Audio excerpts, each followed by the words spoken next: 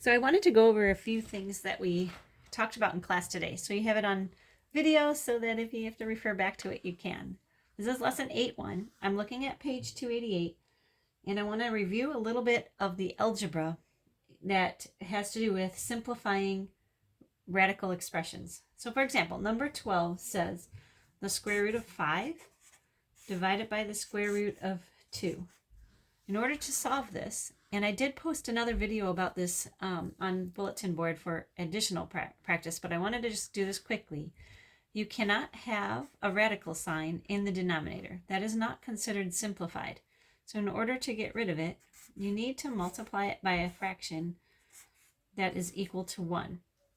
So we're going to multiply the square root of 5 over the square root of 2. We're going to multiply both the numerator and the denominator by the square root of 2.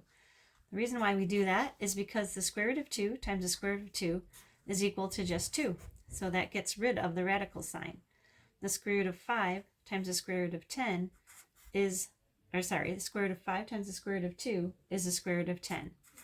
Because there is not a perfect square under this radical sign, it is considered simplified. So this would be your answer to number 12.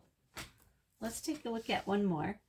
Let's take a look at number 14, which is 3/4 multiplied by the square root of 28/3.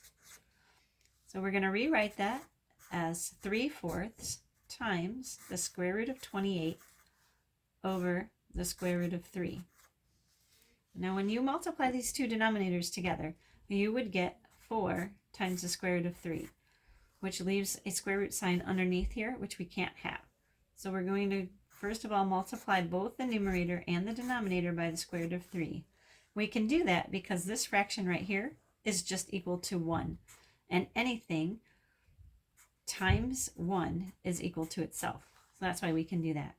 So when we look here at the bottom, we have 4 times the square root of 3 times the square root of 3. 3 times the square root of 3 times the square root of 3 is 3, and 3 times 4 equals 12. So the denominator equals 12.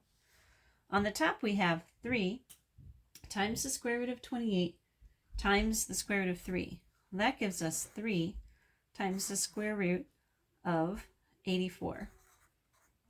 Because 28 times 3 is equal to 84.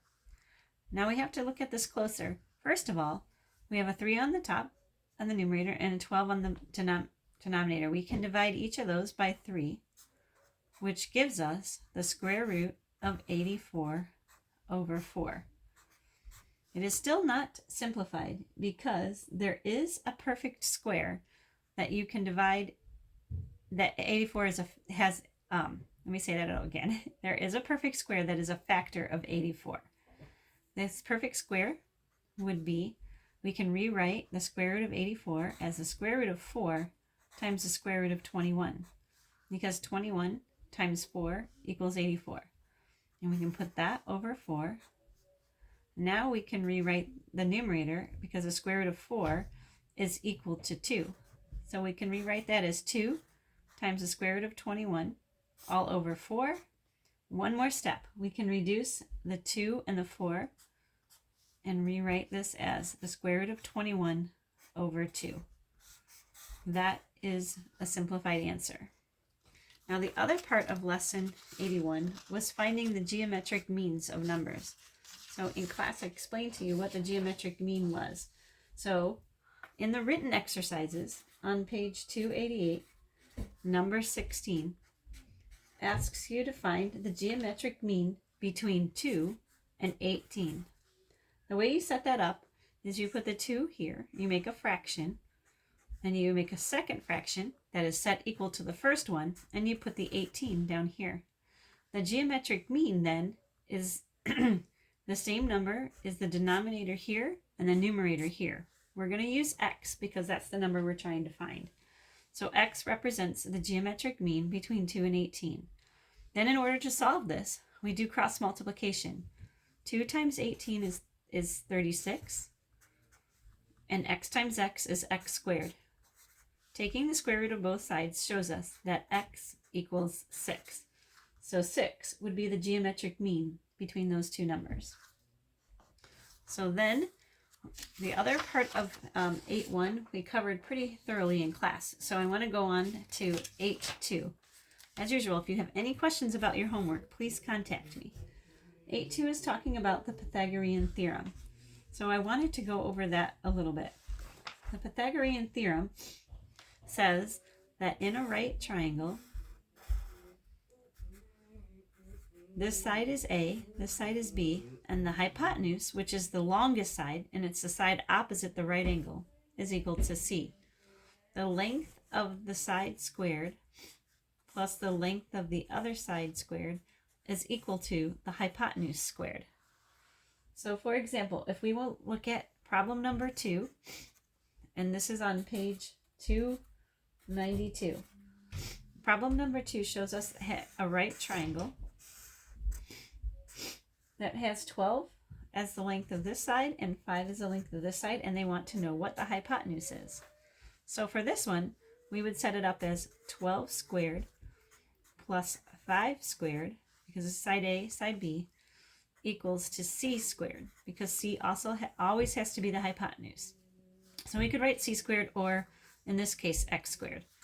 So 12 squared is 144, 5 squared is 25, and that is equal to X squared. 144 plus 25 is 169, equals X squared. So X is the square root of 169, which is 13. So the answer to number 2 would be 13. I'm going to do one more with you. We're going to take a look at number 4. Number 4, on that same page, page 292, shows another right triangle, because you have to remember that the A squared plus B squared plus C squared only works for right triangles.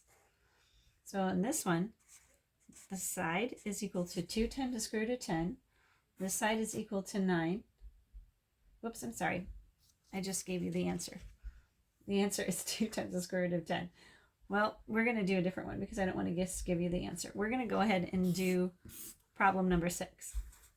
Problem number 6 shows a right triangle. They have it situated differently, but it is still a right triangle. And they say that this side is 8, and this side is X, and the hypotenuse is 12. So we need to set it up remembering that A squared plus B squared equals C squared.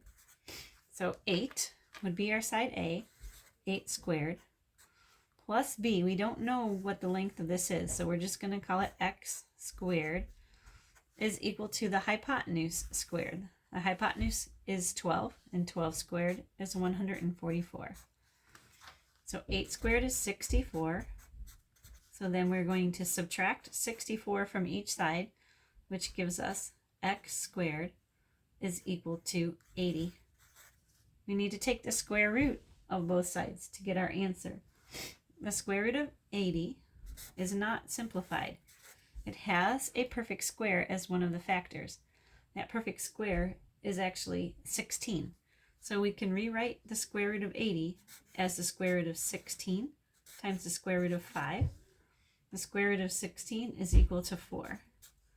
So 4 times the square root of 5 is our final answer. That is the length of side X. 4 times the square root of 5. And that's how you figure those out. So now we're going to take a look very quickly at lesson 8.3. Remember the purple box on page 295. Those list some common lengths of right triangles. Those will help you be able to solve the problems more quickly. So then we need to remember another theorem. We know that if it's a right triangle, then one of the sides squared plus the other side squared will be equal to the longest side, which is the hypotenuse. That's theorem 8.3. Theorem 8.4 tells us that in an acute triangle, which means that all the angles are less than 90 degrees. When there's an acute triangle, then one of the sides squared plus the other side squared would actually be larger than the length of, or the side of the longest side squared. And then theorem 8.5 tells us that in an obtuse triangle, where one of the angles is greater than 90, then one of the sides squared plus the other side squared is actually going to be less than the longest side squared. So what does that look like? So what we want to do then is to take a look at the classroom exercises on page 296. This is going to be on page 296. So first one says, if they're going to give us 3 lengths of a triangle. They tell us that one of the lengths, this is number 1. They tell us that one of the lengths is 6, one is 8, and one is 10. They want to know, does this mean that the triangle is a right triangle, an acute triangle, or an obtuse triangle? So we have to take a look at the longest side. The longest side is 10. So 10 squared is 100. Now we want to take a look at the 2 shorter sides. 6 squared is 36. We want to add this side, which is 8 squared, which is 64. And then we want to take a look. 36 plus 64 is equal to 100. Since 100 is equal to 100, then that means that a squared plus b squared is equal to c squared. So it means it's a right triangle. So if a triangle has sides 6, 8, and 10, it is a right triangle. Now let's take a look at another one. Let's say we have sides 4, actually I think I'll do it right here on this paper. We have sides 4, 6, and 8. We have to do the same thing. Look for the longest side. The longest side is 8. 8 squared is 64. That is what we are going to compare the sums of these 2 squares. 4 squared is 16. 6 squared is 36. 16 plus 36 is equal to 52. 52 is less than 64. So in this case, a squared plus b squared, which was 16 plus 36, is less than the longest side squared, which was 64. So that means that if we have a triangle with lengths 4, 6, and 8, then it would be an obtuse triangle. So that's basically how you figure out those problems. Good luck.